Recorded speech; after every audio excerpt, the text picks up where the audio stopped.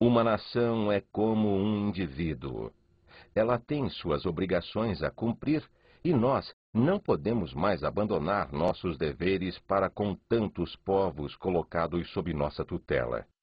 É nossa dominação que sozinha pode assegurar a paz, a segurança e a riqueza a tantos infelizes que nunca tinham antes conhecido estas benfeitorias. Somente levando a termo esta obra civilizatória, nós cumpriremos nossa missão nacional para o eterno proveito dos povos à sombra de nosso cetro imperial.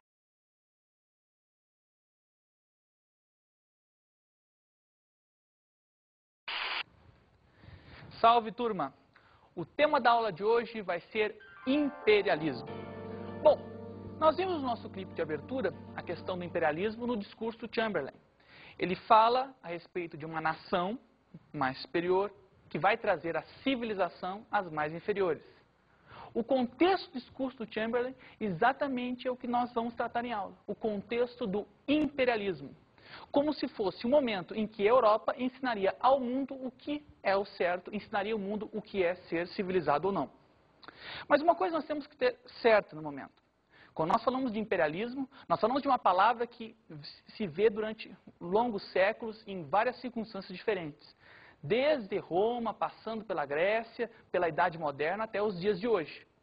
Mas nós trataremos nesta aula do imperialismo que tem relação com o século XIX e com o século XX.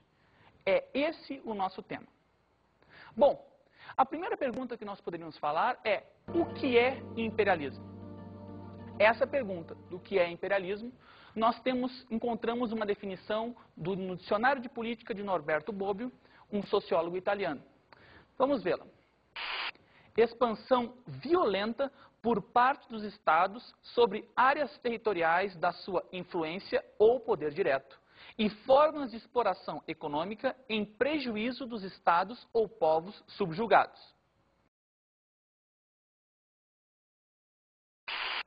Veja, esta conceituação nos leva à ideia de a hegemonia de um país sobre outro. Mas hegemonia está relacionada à dominação de um país sobre o outro. Mas veja, não é só a dominação que explica.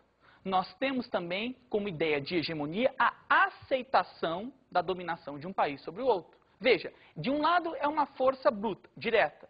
De outro lado, a aceitação é uma força mais sutil, que aos poucos se incorpora na cultura. O que podemos ver quando vemos imagens de povos africanos, por exemplo, vestidos tais como os europeus.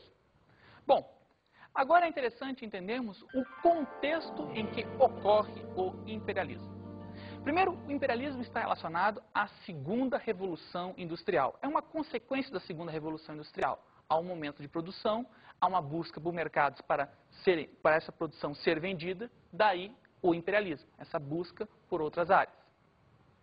Também devemos relacionar e ter uma noção que o imperialismo está relacionado ao progresso técnico-científico, que nós podemos ver como uma melhoria da Segunda Revolução Industrial. A Segunda Revolução Industrial nos oferece a eletricidade, o aço, enfim, novas fontes de energia como o petróleo.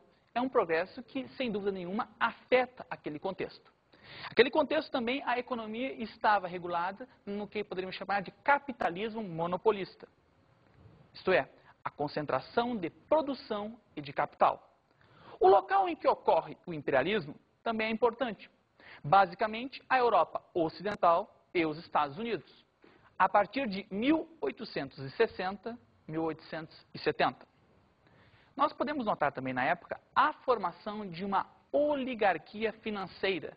Oligarquia que vai fazer os cartéis, os trustes, enfim, um pequeno grupo que vai dominar grande parte do setor da economia. Esse pequeno grupo vai associar as atividades da indústria com o capital vindo dos bancos, onde há muito dinheiro e onde se requer muito dinheiro.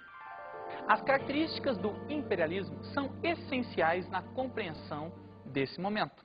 Podemos citá-las, por exemplo, necessidade de mercados consumidores. Com a grande produção que ocorre na Segunda Revolução Industrial, há essa necessidade por esses produtos serem consumidos por alguém. Também há necessidades de matérias-primas. Com o imperialismo, se busca essas matérias-primas que são essenciais para este momento, para essa nova indústria desta época. Com o imperialismo, também podemos encontrar uma nova divisão internacional do trabalho, no qual a Europa fica com os produtos industrializados e os países sendo dominados, os que estão sendo dominados, são meros consumidores ou fornecedores de matérias-primas. Podemos também traçar como ideia que há no imperialismo uma política anexionista, como o exemplo da África e da Ásia, que tem boa parte de seus territórios anexados, dominados diretamente pela Europa. Mas, se não é anexionista, há uma política de domínio econômico acentuado, que é o caso da América. A América Latina não foi dominada diretamente nesse período, mas ficou totalmente dependente economicamente da Europa. É uma nova colonização, mas a colonização do imperialismo tem grandes diferenças da colonização existente em um tempo anterior, lá pelos séculos XV e XVI, a colonização do antigo regime, a colonização do pacto colonial. Vamos ver essas diferenças. Bom, gente, vamos ver basicamente quais são essas diferenças. No antigo sistema colonial, entre o XV e o XVIII, o contexto é do capitalismo comercial, um capitalismo baseado no comércio, na circulação de mercadorias. Nesse momento, entre os séculos XIX e XX, o capitalismo monopolista, a busca por monopólios, a busca por garantir mercados. Um outro fator é a forma. No antigo sistema colonial, há um domínio político, isto é, você conquista as terras e elas são suas colônias diretamente. E essa é a única forma. Já no contexto do imperialismo do século XIX, temos o domínio político formal, muito semelhante, mas também o domínio econômico informal. Isto é, países conquistam a sua independência, mas eles são dependentes economicamente. Nós temos também uma outra diferença. Antigamente, naquela época, era o continente americano. Agora, o imperialismo também ocupa a América, daquela maneira, informal, uma dominação indireta, econômica. Mas, formalmente, isto é, uma dominação direta, temos a Ásia e a África sendo praticamente repartidas. Os objetivos são diversos. Veja, no antigo sistema colonial, metais e produtos agrícolas tropicais. Exploração simples, uma extração rápida.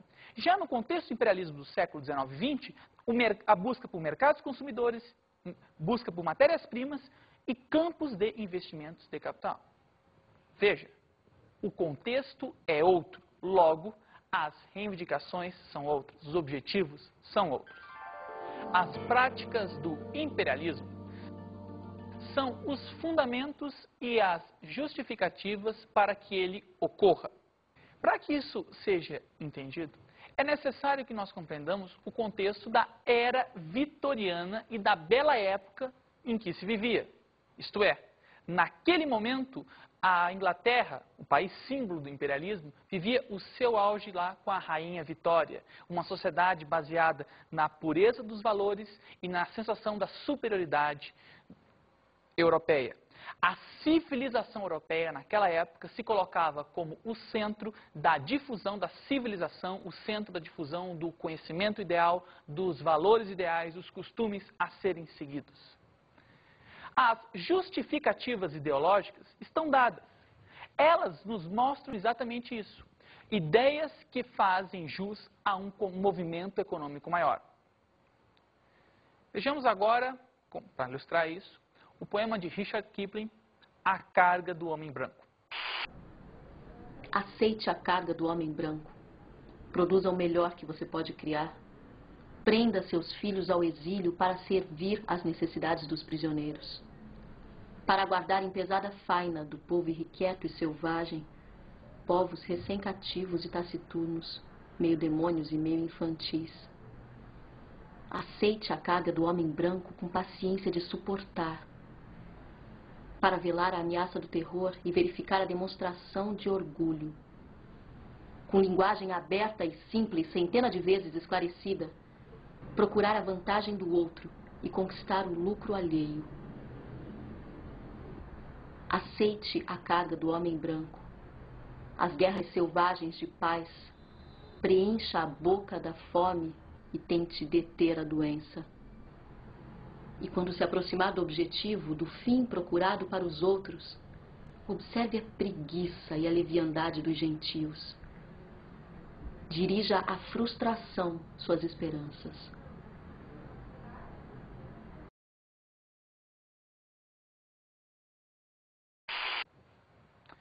Veja, o poema de Kipling mostra um discurso direto de dominação. O homem branco dominando o incivilizado.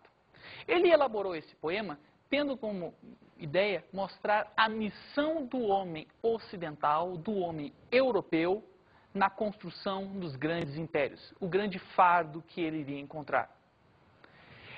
Nessa descrição, nós podemos notar uma ideia da superioridade do homem branco. Uma superioridade que lhe dá o direito de exploração. O fardo do homem branco é esse, é pôr ordem na casa, é mostrar ao bárbaro, ao incivilizado, o que ele deve fazer. Levar a civilização aos povos incultos e atrasados. Mas esse poema é direto, ele não esconde nada. Mas há formas indiretas de dominação que existiram e que se formaram naquela mesma sociedade. Essas formas indiretas mostram a relação entre a cultura e o imperialismo. Um exemplo disso, que pode parecer banal e que passa batido, é a teoria da origem das espécies do Charles Darwin. Veja, quando Darwin elabora a teoria, elabora uma teoria evolucionista, que mostra dos seres mais primitivos atrasados aos mais evoluídos. Veja,